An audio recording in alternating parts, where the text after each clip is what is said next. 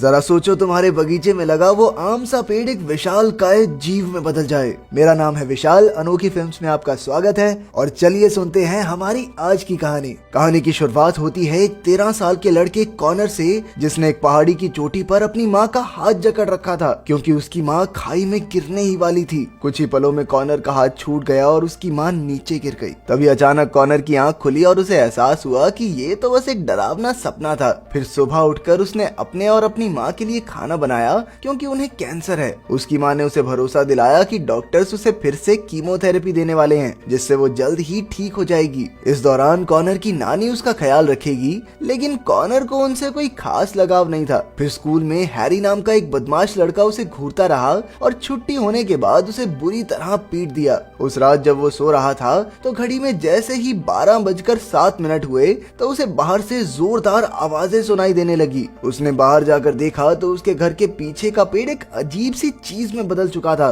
Connor ने उसे चले जाने को कहा, लेकिन वो पेड़ वाला मॉन्स्टर कहने लगा कि कॉनर को उसकी बातें सुननी ही होंगी, मतलब चॉइस नहीं है भैया आपके पास। मॉन्स्टर ने कहा कि वो फिर से लौट कर आएगा और उसे 3 कहानियां सुनाएगा, जिसके बाद कॉनर को भी अपनी एक सच्ची कहानी सुनानी होगी। ये वही सच होगा जिससे कॉनर सबसे ज्यादा डरता है। इसके बाद अचानक कॉनर अपने कमरे में पहुंच गया जो पत्तों से भरा हुआ था। पत्तों को देखकर वो समझ गया कि जो भी उसने देखा वो कोई मामूली सपना नहीं था। फिर अगली सुबह उसकी नानी घर आ गई, लेकिन कॉनर ने उन्हें वापस लौट जाने को कहा। उसे पूरा यकीन था कि इलाज के बाद उसकी माँ पक्का ठीक हो जाएगी। उस रात नानी उसके कमरे में सो गई और कॉनर को हॉल में सोना पड़ा। जैसे ही घड़ी में 12:07 हुए तो कॉनर ने खिड़की से देखा कि वो मॉन्स्टर बाहर खड़ा था। अब उस मॉन्स्टर ने कॉनर को अपनी पहली कहानी सुनाई। सैकड़ों साल पहले एक राजा था जिसके सारे बेटे राक्षसों से जंग लड़ते हुए मारे गए। उसका आखिरी वारिस उसका पोता था जिसे पूरे राज्य के लोग बहुत पसंद करते थे। बाद में बूढ़े राजा ने दूसरी शादी कर ली और सारी प्रजा को लगा कि रानी राजा को जहर देकर खुद राज्य को हड़पना चाहती है। लेकिन कुछ समय बाद राजा खुद ही बीमार होकर मर गया।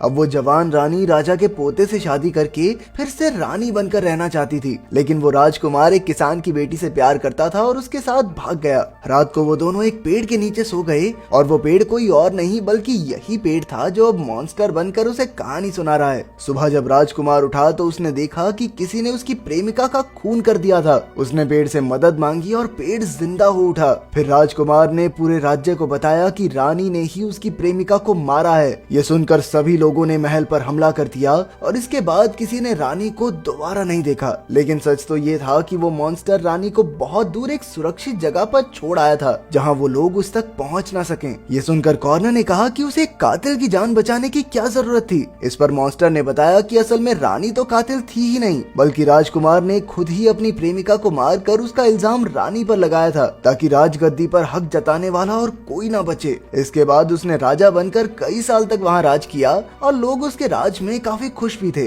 कॉनर को ये समझ नहीं आया कि राजकुमार बुरा होने के बावजूद भी एक अच्छा राजा कैसे बना। इस पर मॉन्स्टर ने उसे समझाया कि दुनिया में कोई भी आदमी अच्छा या बुरा नहीं होता, बल्कि हर इंसान में अच्छाई और बुराई दोनों छिपी होती हैं। अगले दिन स्कूल में हैरी फिर कॉनर को घूरता रहा और बाद में उसे खूब पीटा। घर पहुंचकर कॉनर को पता चला कि उसकी माँ पर कीमोथेरेपी का कोई फायदा नहीं हुआ और अब उसके पिता भी अमेरिका से उनके पास आ रहे हैं। कॉनर की माँ ने कहा कि यहाँ बात नहीं बन रही, अब वो किसी और हॉस्पिटल से इलाज करवा कर जल्दी से ठीक हो जाएगी। क्योंकि घर पर उसका ख्याल रखने वाला कोई नहीं था तो अब कॉनर अपनी नानी के घर रहने लगा। नानी ने उसे घर की किसी भी चीज को हाथ लगाने से साफ मना किया था। कुछ देर बाद कॉनर के पिता उससे मिलने आए और दोनों बाप बेटा एक रेस्टोरेंट में गए। उसके पिता अपनी दूसरी पत्नी और बेटी के साथ अमेरिका में रहते थे, इसलिए कॉनर अपने पिता को काफी मिस किया करता। वो अपनी नानी के घर नहीं रहना चाहता था।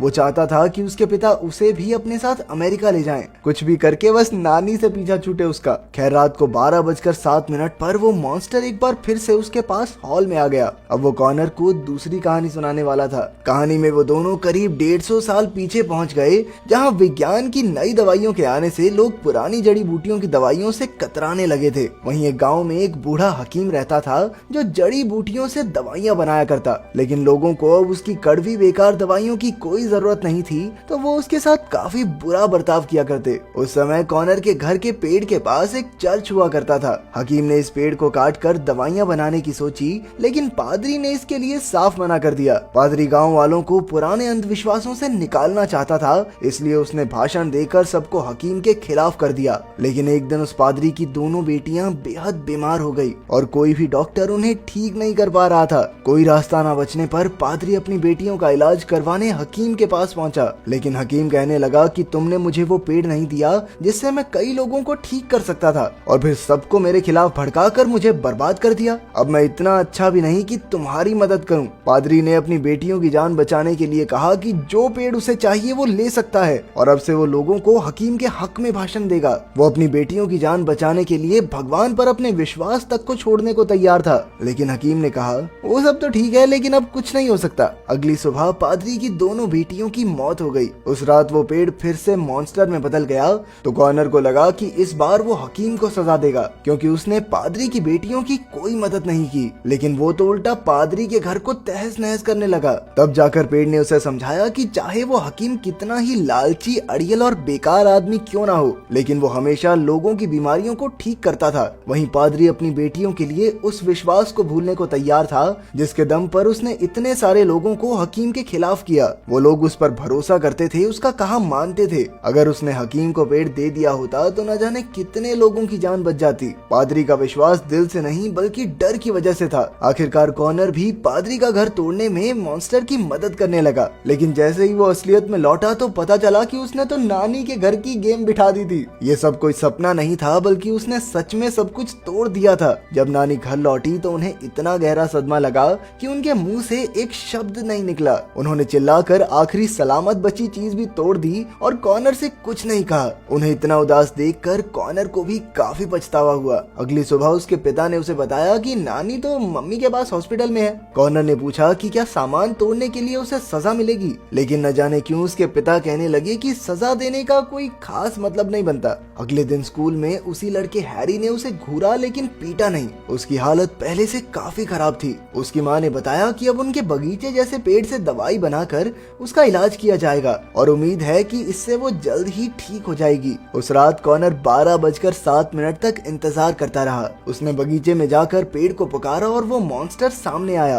कॉनर ने पूछा कि उसकी माँ ठीक तो हो जाएगी ना, लेकिन मॉन्स्टर के पास इसका कोई जवाब नहीं था। उसने कहा कि अभी वो तीसरी कहानी के लिए तैयार नहीं है, और फिर आखिरी कहानी के बाद कॉनर को अपनी सच्ची कहानी भी तो सुनानी है। बाद में कॉनर फिर से वही सपना देखता है जहां उसकी माँ का हाथ छूटा और वो खाई में गिर गई। इसी तरह कई दिन बीत गए, लेकिन वो मॉन्स्टर वापस नहीं आया। स्कूल में हैरी उसे हर रोज परेशान करता रहा, लेकिन एक दिन 12:06 पर उसने कॉनर से कहा कि अब वो उसे कभी परेशान नहीं करेगा। वो कहने लगा कि असल में कॉनर खुद चाहता था कि कोई तो उसे परेशान करे, क्योंकि उस बेचारे पर कोई ध्यान नहीं देता था। लेकिन अब हैरी उसे परेशान नहीं करेगा, जिससे कॉनर एक बार फिर से गायब हो जाएगा। तभी 12:07 हो गए और मॉन्स्टर ने वहां आकर कॉनर को तीसरी कहानी सुनाई, जिसमें एक आदमी था जो गायब हो गया था। असल में कोई भी उस पर ध्यान नहीं देता था, इसलिए उसके होने ना होने से कोई फर्क ही नहीं पड़ता था। इस अकेलेपन से तंग आकर उस आदमी ने एक मॉन्स्टर को बुलाया ताकि सब उस पर ध्यान दें। अचानक कॉनर के अंदर का मॉन्स्टर भी जाग गया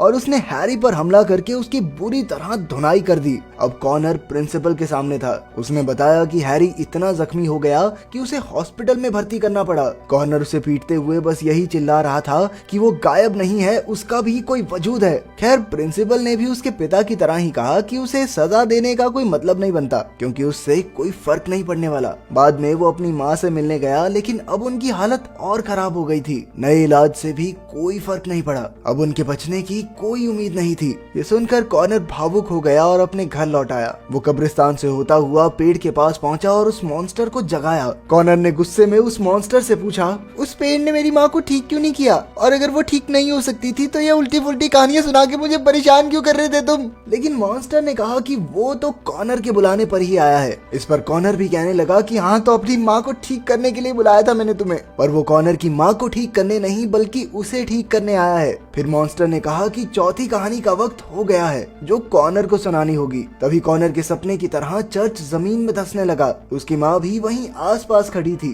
कॉनर ने चिल्लाकर उन्हें भागने को कहा, लेकिन जमीन में धंसते ही वो भी फिसल गई। कॉनर ने ऐन वक्त पर भागकर पहाड़ी से उनका हाथ पकड़ लिया। धीरे धीरे उसका हाथ छूट रहा था और वो खाई उसकी माँ को निगलना चाहती थी। तभी मॉन्स्टर ने कहा कि यही चौथी कहानी है, यही कॉनर का सच है। और तभी हाथ छूटा और उसकी माँ खाई में गिर गई। इसके बाद एक सहमे हुए कॉनर ने पूछा कि उसकी माँ कहाँ है।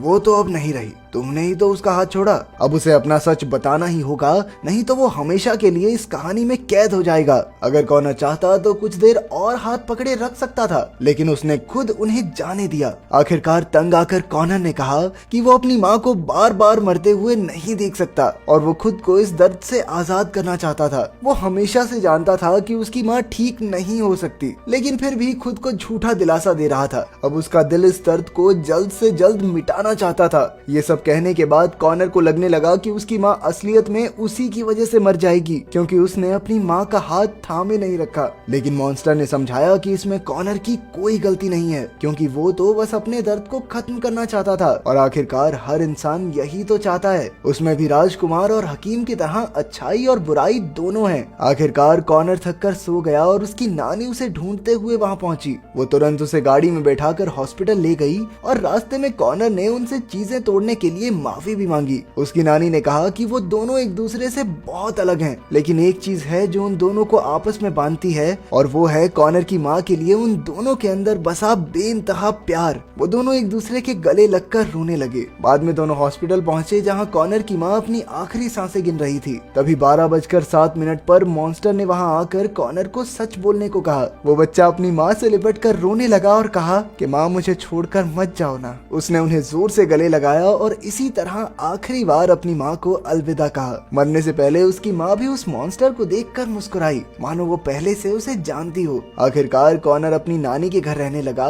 जहाँ उसकी माँ का बचपन बीता था। उसकी माँ उम्र में बहुत छोटी थी जब उसके नाना गुजर गए थे, और जब उसने अपनी माँ की पुरानी किताबें देखी तो उसे पता चला कि वो मॉन्स्टर कोई और नहीं बल्कि उसके नाना ही थे। उस मॉन्स्टर ने कॉनर की तरह ही उसकी माँ को भी किसी अपने को खोने के दर्द से लड़ना सिखाया था। अगर वीडियो पसंद आई तो लाइक कर देना, चैनल को सब्सक्राइब कर देना। मिलते हैं अगली वीडियो में।